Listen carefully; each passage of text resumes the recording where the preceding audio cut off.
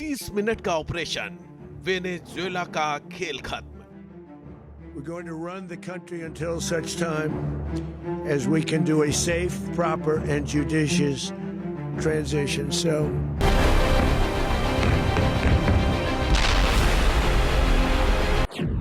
Delta force को उतारा, Venezuela में घुस कर मारा।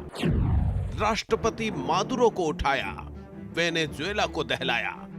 it was a force against a heavily fortified military fortress in the heart of Caracas to bring outlaw dictator Nicolas Maduro to justice. अब नहीं रुकेगा अमेरिका, अगला नंबर किसका? Is there a message here for Cuba and Diaz-Canel? Cuba is an interesting case. Cuba is, not doing very well right now. America ने महज 30 minute में Venezuela के 4 शहरों में एक साथ हमला किया। अमेरिका के 150 से ज्यादा फाइटर जेट्स की गर्जना से वेनेजुएला में दहशत फैल गई।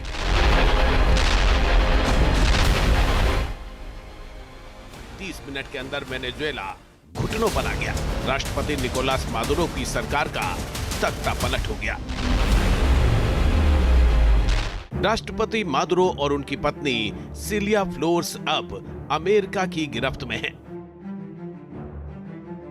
वेनेजुएला को दहलाने के बाद सवाल उठ रहे हैं कि क्या ट्रंप के आक्रामक तेवर यहीं रुक जाएंगे या वो कुछ और देशों को भी सबक सिखाने की तैयारी कर रहे हैं। सवाल इसलिए क्योंकि वेनेजुएला में कामयाब एक्शन के बाद ट्रंप ने भविष्य की तैयारियों के संकेत दिए हैं।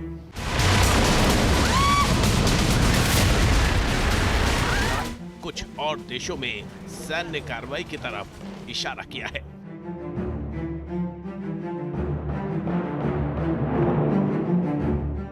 ऐसे में बड़ा सवाल यह है कि अमेरिका का अगला टारगेट कौन है? क्या ट्रंप के निशाने पर क्यूबा, मैक्सिको और कोलंबिया है या वेनेजुएला के बाद ईरान का नंबर है? अगले कुछ मिनटों में इन सवालों के जवाब तलाशने की कोशिश करेंगे। ये भी बताएंगे कि वेनेजुएला में अमेरिकी हमले पर दुनिया कैसे 2 हिस्सों में बंट गई है। तो बने रहिए हमारे साथ, देखते रहिए न्यूज़ नेशन।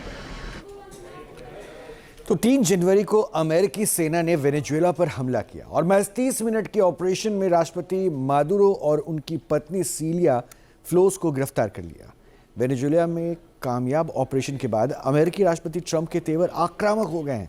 उन्होंने अपनी आंखों की किरकिरी बने देशों को सीधे चेतावनी दे दी है। सवाल है कि ट्रंप का अगला निशाना कौन है? क्या उनका अगला टारगेट ईरान है?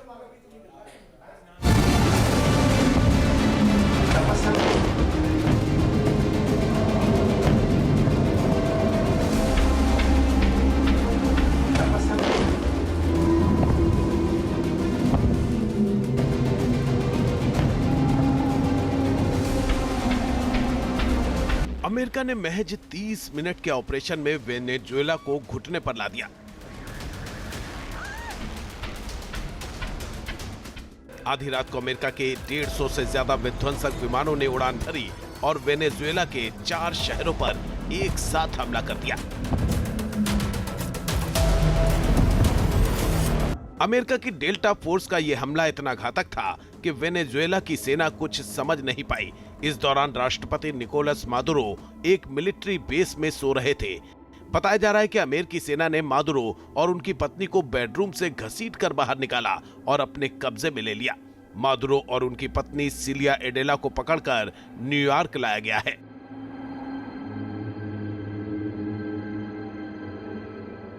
Overwhelming American military power, air, land, and sea, was used to launch a spectacular assault. And it was an assault like people have not seen since World War II.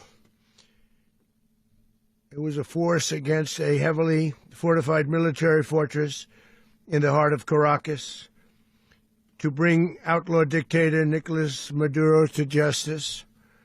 This was one of the most stunning, effective, and powerful displays of American military might and competence in American history.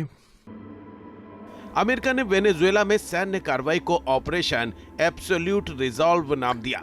इस operation की तैयारी में महीनों लगे और महज आधे घंटे में पूरा कर लिया गया।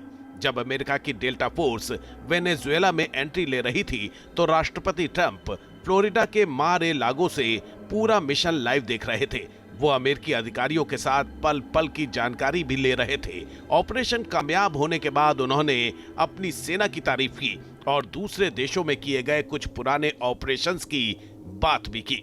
इस दौरान उन्होंने ईरान का नाम लेकर भविष्य के संकेत दे दिए।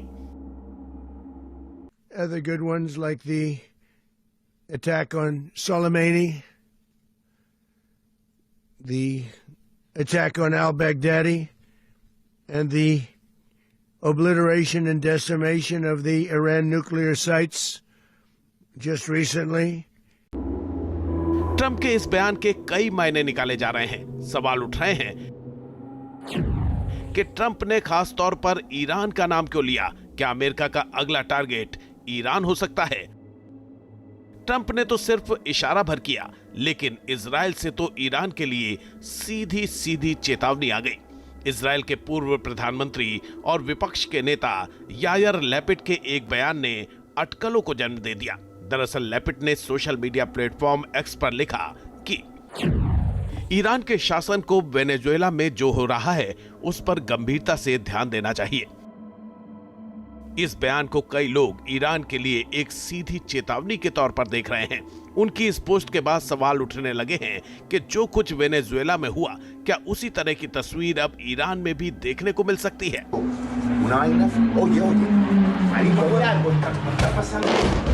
ट्रंप के बयान और इजराइल से सीधी धमकी आने के बाद ईरान के भविष्य पर सवाल उठने लगे हैं। वैसे भी ईरान इन दिनों गंभीर अस्थिरता के दौर से गुजर रहा है।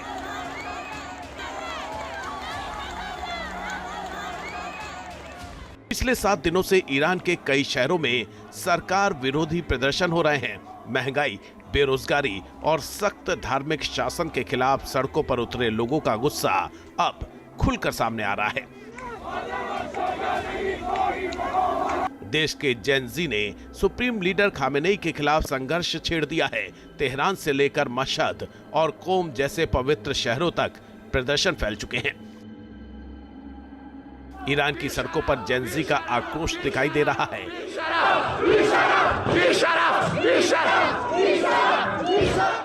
हर बीतते दिन के साथ आंदोलन तेज होता जा रहा है। कई जगहों से प्रदर्शनकारियों और सुरक्षा बलों में झड़प की तस्वीरें भी सामने आ रही हैं।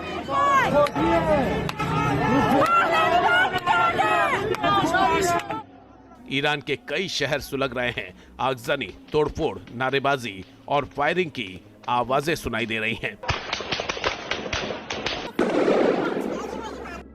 सरकार के खिलाफ जेन ज़ी का प्रदर्शन उग्र हो चुका है और शहर शहर हालात लगातार बिगड़ रहे हैं। ईरान में जगह जगह चक्का जाम किया जा रहा है।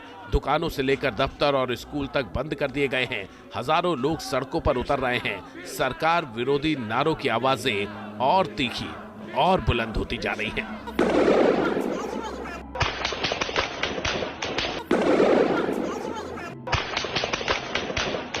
अमेरिकी राष्ट्रपति डोनाल्ड ट्रंप पहले ही खामेनेई के खिलाफ हो रहे प्रदर्शन को समर्थन दे चुके हैं। उन्होंने कहा था कि अगर ईरान प्रदर्शनकारियों पर गोली चलाएगा तो अमेरिका दखल दे सकता है। इस बीच ईरानी विदेश मामलों के विशेषज्ञ एसएम खोशचेशम के बयान ने अटकलों को और बढ़ा दिया है।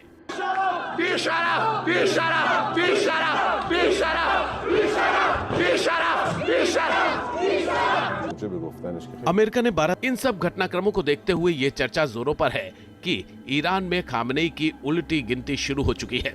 ईरान में जल्द तख्ता पलट हो सकता है। ट्रंप के बयान को सिर्फ बयानबाजी मानना मुश्किल है। वेनेजुएला में जो हुआ उसने ये संदेश जरूर दिया है कि अमेरिका अपने विरोधी शासन के खिलाफ सीधा एक्शन लेने से पीछे नहीं हटेगा। दरअसल ईरान लंबे समय से अमेरिका और इजराइल की आंखों की किरकिरी रहा है। अब जब ट्रंप ने वेनेजुएला में सैन्य एक्शन किया है तो उनके अगले कदम पर सबकी निगाहें लग गई हैं।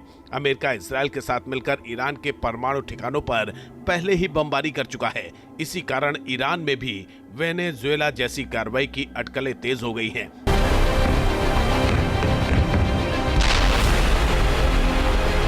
ये अटकलें इसलिए भी लगाई जा रही हैं क्योंकि ईरान के सुप्रीम लीडर खामेनेई सबसे मुश्किल दौर से गुजर रहे हैं और देश के जेन ज़ी का गुस्सा लगातार बढ़ता जा रहा है।